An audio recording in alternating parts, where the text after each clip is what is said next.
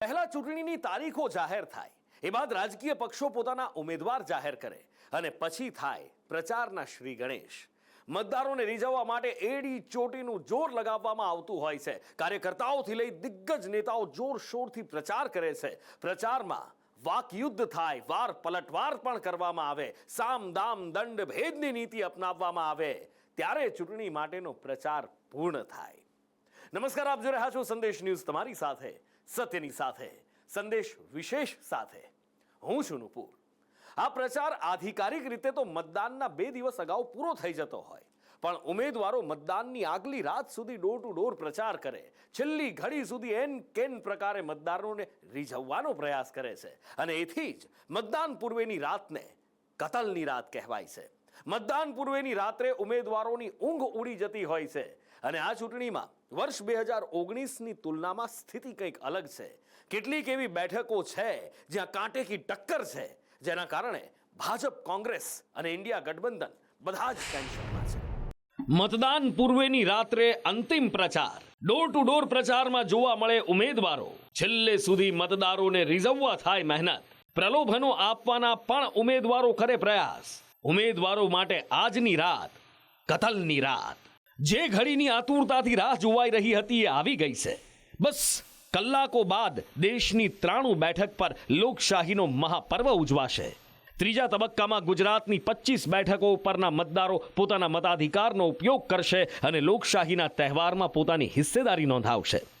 સુરત બેઠક બિનહરીફ જાહેર થવાથી રાજ્યની 25 બેઠકો ઉપર જ મતદાન થવાનું છે. સૌથી રસપ્રદ વાત એ છે કે સુરતમાં ચૂંટણી ન હોવા છતાં સુરતમાં રહેતા મતદારો મતદાન કરશે. સુરતના અંદાજે 30 લાખ મતદારો વોટિંગ કરશે અને 9 વિધાનસભામાં મતદાન થવાનું છે. તમને થશે કે આ કેવી રીતે શક્ય છે?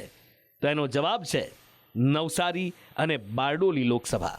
સુરતના કેટલાક વિસ્તારો એવા છે જે નવસારી અને બારડોલી સંસદીય મત વિસ્તારોમાં આવે છે. નવસારી લોકસભામાં સુરતની 4 વિધાનસભા બેઠકો છે, જ્યાં મતદાન માટે 535 મતદાન મથકો તૈયાર કરાયા છે. નવસારી લોકસભાની વાત કરીએ તો સુરતના લિંબાયત, ઉધના, મજુરા અને 84 વિધાનસભાનો સમાવેશ થાય છે. નવસારી લોકસભામાં 22 લાખ કરતા મતદારો છે, જેમાંથી 13 લાખ મતદારો તો સુરતની 4 વિધાનસભા બેઠકોમાં રહે છે. સુરતના 5 વિધાનસભા વિસ્તારો એવા છે જે બારડોલી લોકસભામાં સમાવિષ્ટ છે.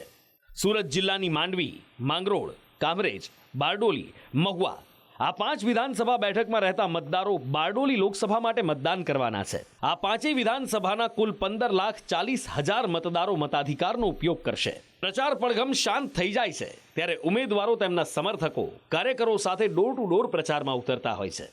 ઉમેદવારોના છેલ્લી ઘડી સુધી મતદારોને રીઝવવાના પ્રયાસો રહેતા હોય છે.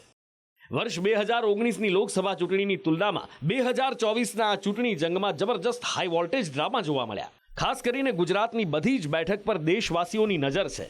એમાં 11 બેઠકો એવી છે જે ભાજપ અને કોંગ્રેસનું ટેન્શન વધારી રહી છે. ક્ષત્રિય સમાજનો વિરોધ, ઉમેદવારની પસંદગીને લઈને વિખવાદ અને સામે કોંગ્રેસ અને આમ આદમી પાર્ટી એક સાથે ચૂંટણી લડતા હોવાના કારણે વર્ષ 2019ની તુલનામાં 2024માં ભાજપ માટે ક્યાંક પડકાર જોવા મળી રહ્યો છે. લોકસભા ચૂંટણી જાહેર થઈ, ગુજરાતમાં મતદાનની તારીખ જાહેર થઈ ગઈ, ત્યાં સુધી બધું બરાબર ચાલ્યું. ભાજપમાં પણ વિશ્વાસ હતો કે 2019ની જેમ 2024ની ચૂંટણીમાં પણ પોતાના તરફી મેદાન રહેશે અને જંગી લીડથી જીત મેળવવામાં કોઈ મુશ્કેલી નહીં પડે. અને ગુજરાતમાં ભાજપ વિરોધી કોઈ માહોલ હતો પણ નહીં. પણ અહીંયા વાત સૌથી પહેલા એ બેઠકની કરવી છે જેને ગુજરાતની રાજનીતિમાં ગરમાવો લાવવાનું કામ કર્યું, અને એ બેઠક છે રાજકોટ લોકસભા. રાજકોટમાં ભાજપે પરસોત્તમ રૂપાલાનું નામ જાહેર કર્યું, પણ કોંગ્રેસે ઉમેદવાર જાહેર કર્યો નહોતો. એ દરમિયાન સોશિયલ મીડિયામાં રૂપાલાનું એક નિવેદન વાયરલ થાય છે અને એ નિવેદન ભાજપ માટે સૌથી મોટી મુશ્કેલી લઈને આવે છે. રાજા મહારાજાઓ પરના વિવાદિત નિવેદનના કારણે ક્ષત્રિય સમાજ આકરા પાણીએ આવે છે. રૂપાલાની માફીની માંગ કરાય છે, ઉગ્ર વિરોધ થાય છે. એ બાદ રૂપાલા માફી પણ માંગે છે, પણ ક્ષત્રિય સમાજનો મોટો વર્ગ રૂપાલાને માફી આપવા તૈયાર થતો નથી. બસ એ જ માંગ કરે છે કે રૂપાલાની ટિકિટ રદ થાય. આ નારાજગી વચ્ચે જ રણ મેદાને કોંગ્રેસના પરેશ ધાનાણી રૂપાલા સામે મેદાને ઉતરે છે. પરસોત્તમ રૂપાલાની ટિકિટ તો રદ થતી નથી, પણ ભાજપ ક્ષત્રિય સમાજને મનાવવાના તમામ પ્રયત્ન કરે છે. હાલની સ્થિતિની વાત કરીએ તો સમાજનો એક વર્ગ નારાજગી ભૂલી ચૂક્યો છે અને એક વર્ગ હજી પણ નારાજ છે. રાજકોટમાં સૌથી વધુ પાટીદાર મતદારો છે, જેમની સંખ્યા 5,26,000 છે. એ બાદ 3,16,000 કોળી સમાજના મતદારો છે. માલધારી અને મુસ્લિમ સમાજના 2,10,000 મતદારો છે. ક્ષત્રિય અને દલિત સમાજના 1,68,000 મતદારો છે અને 1,47,000 બ્રાહ્મણ મતદારો છે. કોંગ્રેસ ક્ષત્રિય સમાજની નારી અસ્મિતાના મુદ્દા સાથે મતદારો સુધી પહોંચી તો સામે ભાજપે રણનીતિમાં બદલાવ કર્યો. કોળી અને માલધારી સમાજના મતોને ધ્યાનમાં લીધા. ઓબીસીમાં સમાવિષ્ટ નાના મોટા સમાજોના 54થી વધારે સંમેલન કર્યા.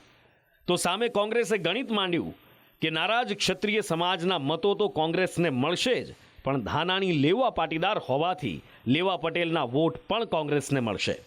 એવામાં રાજકોટ બેઠક ભાજપ કોંગ્રેસ બંને માટે ટેન્શન વધારનારી બની છે. ત્યારે આજની રાત રૂપાલા ધાનાણી માટે કતલની રાત છે એમ કહીએ તો ખોટું નથી. આ સિવાય સૌરાષ્ટ્રની સુરેન્દ્રનગર બેઠક પર ચંદુ શિહોરા સામે ઋત્વિક મકવાણા છે. કોળી સામે કોળી ઉમેદવાર છે અને ટક્કર રસપ્રદ છે. સુરેન્દ્રનગરમાં કોળી સમાજની સાથે ક્ષત્રિય સમાજનો પણ પ્રભાવ છે. જામનગરની વાત કરીએ તો ભાજપમાંથી પૂનમ માડમ ઉમેદવાર છે, જેમની સામે કોંગ્રેસના જેપી મારવિયા લેવા પાટીદાર ઉમેદવાર છે. રાજકોટ બાદ જામનગરમાં ક્ષત્રિય સમાજની નારાજગી સામે આવી હતી, જેના કારણે આ બેઠક પર કાંટેકી ટક્કર દેખાઈ રહી છે. ઉત્તર ગુજરાતની બનાસકાંઠા બેઠક પર પણ જબરજસ્ત રસ્સાકસીનો જંગ છે. મહિલા સામે મહિલા ઉમેદવાર વચ્ચે અહીંયા ટક્કર છે. ભાજપના રેખાબેન ચૌધરી સામે કોંગ્રેસના ગેનીબેન ઠાકોર ચૂંટણી મેદાને છે.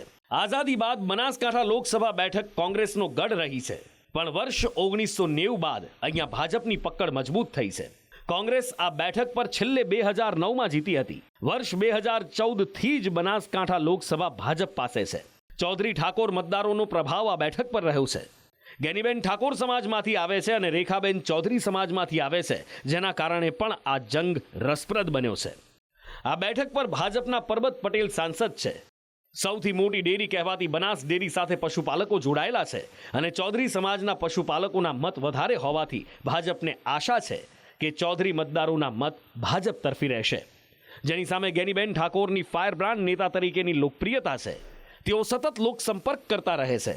બનાસકાંઠા એક એવી બેઠક છે જ્યાં કોંગ્રેસની જીતનો આધાર ગેનીબેનની લોકપ્રિયતા પર જ ટક્યો છે. વડાપ્રધાન મોદી જ્યારે રેખાબેન ચૌધરી માટે અને પ્રિયંકા ગાંધી ગેનીબેન ઠાકોર માટે પ્રચાર મેદાને ઉતરે, એ વાત જ સાબિત કરે છે કે આ બેઠક બંને પક્ષ માટે કેટલી મહત્વની છે. પ્રચાર પડઘમ ભલે શાંત થઈ ગયા હોય, પણ ઉમેદવારો ડોર ટુ ડોર પ્રચારમાં કોઈ કચાશ નથી રાખી રહ્યા. ભાજપના રેખાબેન ચૌધરીએ સમર્થકો સાથે ડોર ટુ ડોર પ્રચાર કર્યો. ઉમેદવારો હવે મતદારોના આંગણે પહોંચી મતદાનની અપીલ કરી રહ્યા છે.